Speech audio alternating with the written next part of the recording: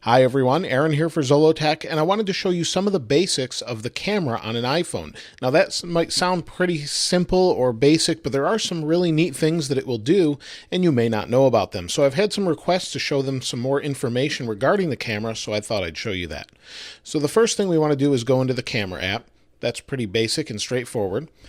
The camera on the back sticks out, and it actually wears a little bit if you don't use a case. I'm not using a case or anything, and you can see it's a little worn right there. That's it. This is made of sapphire, so it won't scratch. We also have a dual LED flash, and then we have a microphone right there for the video camera. Now, once we're in the camera, I've got the grid up, or the rule of thirds grid, and you can read more about that if you do a search for it online, but this just gives me a grid to show me where I should best take the picture, basically. We have the button. We can simply hit the button and snap a photo. We can also use the volume buttons to do the same thing. So watch the button by my thumb. As I click the volume buttons, it'll take a photo that way. And if I actually hold the button, we can take rapid shots. So let me move my hand here real fast. We'll hold the button down, and you can see it's incrementing that number there. And what it does is actually take however many photos you take, and it actually automatically grabs the best photo. But you can go and grab that yourself as well. That's pretty simple as far as the button goes, but there's some more things we can do in here. So on the left, we can spin the camera to the forward-facing camera, as you can see that here. We'll spin it back. We also have time-lapse, or a timer rather. We do have time-lapse, but that's a separate setting. So we have a timer, and it's hard to see in this lighting, but it's off 3 seconds or 10 seconds. So if you want to hit 10 seconds, come back, hit the button, run away, take a photo of yourself with your friends, whatever. It will do a timer like that. We also have live photos. Now this is only going to be available currently on an iPhone 6S and a 6S Plus. You need to have the actual 3D touch mechanism in the screen in order to show you 3D photos. So let me give you an example here. If I take a 3D photo, or a live photo rather, let me get something in the background. Here's a phone in the background, and if I hit the button, you can see it says live, and then it goes away. So watch again. I'll do it again. It goes live, and then it goes away. So what it's doing is recording the first 1.5 seconds before the photo is taken and 1.5 seconds after the photo is taken. So it's pretty neat. It does that, and that's live photos. However, if you're getting poor camera quality in dark light, you want to turn that off, and that kind of fixes that. We also have HDI. This is HDR rather. This is high dynamic range, and what this does is take 3 photos essentially. It takes a normal photo, an overexposed photo, so everything's kind of bright, and an underexposed photo where everything's a little bit more dark, and then it combines all 3 of those to give you a really vivid picture. You can either have that on or off. If you don't want that, that's fine. If you do, great. Try it out for yourself, and that's what that's all about. Then we also have the option for the flash. I tend not to use a flash usually, but you can turn it on auto or on and off. If I'm in dark with a camera on a cell phone, I usually don't use a flash unless it's absolutely dark and you can't see anything. So that covers these features on the side, but what about these features? Well, we have a couple things here. In the upper right here, we have some filters. I usually don't use any filters whatsoever, but we have these filters, so maybe I want to have this faded look. I can select that, hit it again, select none, or any of these, just whatever you like. And then if we slide up and down, we can slide up and down or tap these. It's a little bit easier just to swipe up and down. So if we go through these, we have square. Square is basically a square, kind of like Instagram. So instead of having a full picture, I tend to just take a full picture so I can crop it later. We also have panoramic. So what we can do is take a panorama, and the way you do that is, I'm going to try and show it on camera, but if you hit the button and then you move gradually across, keeping it, you can see the arrows moving, keeping it steady and slow. As soon as you go backwards, it will stop. You don't have to fill the whole thing. If you double tap it, it'll flip the arrow. Or if you tap it, it'll flip the arrow. I believe you used to have to double tap it. So it depends which one you've got. But just tap it, it flips the arrow. Tap it again, it flips it the other way. So depending on which way you want to do the panorama. Now, other than square and photo, we have video. These are all video modes. So to the top is photo modes, to the bottom are video modes. So video has some settings, and I'll cover those in just a moment in the settings. We also have slow-mo and time-lapse. Time-lapse is basically you can set your phone down, put it in a camera mount or whatever you have, a tripod, and let it just sit there, and it will create a time-lapse as time goes by. So maybe you set it there for a half an hour, it will record that video, and then actually give you a time-lapse where everything's kind of moving fast at the same time as 30 minutes. It might take a minute or whatever you've set it to. Slow motion or slow-mo takes a slow motion video. So let's spin this really fast. And that's pretty much it. That's all we want. And it's fine. This isn't a scratching surface, so it's not scratching this phone whatsoever. There's actually a little lip on it, so don't worry about that. Now, one of the final things we do before we're going to go into settings and cover some more of the slow motion stuff is if we go to photos or video or whatever, and we want to set a focus point, we can tap where we want to focus. It adjusts the exposure, the brightness, everything, the white balance, and it really looks pretty good. But if I want to focus it there and lock it, I need to push and hold my finger, and you'll see it kind of bounces and says AEAF lock. So that's really nice. Auto exposure, auto focus lock. So nothing's changed.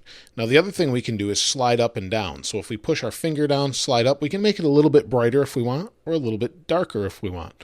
It's up to us. If we want to go back to the normal autofocus mode, just tap the screen again. You can do that in photos or videos or whatever you want. Now there's some interesting settings when it comes to video. So video, you can see right here, this is a 6S Plus. So 6S, 6S Plus have 4K video recording.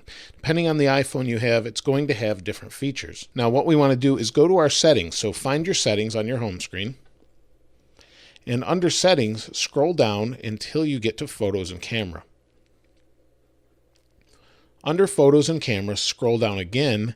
And here are your camera settings. So the grid, that grid I showed you earlier, you can turn it on or off. We can record video at 4K at 30 frames per second. So let's see the other options we have here. So on this particular device, I have 720p at 30 frames, 1080p at 30 frames. So just bigger, higher resolution.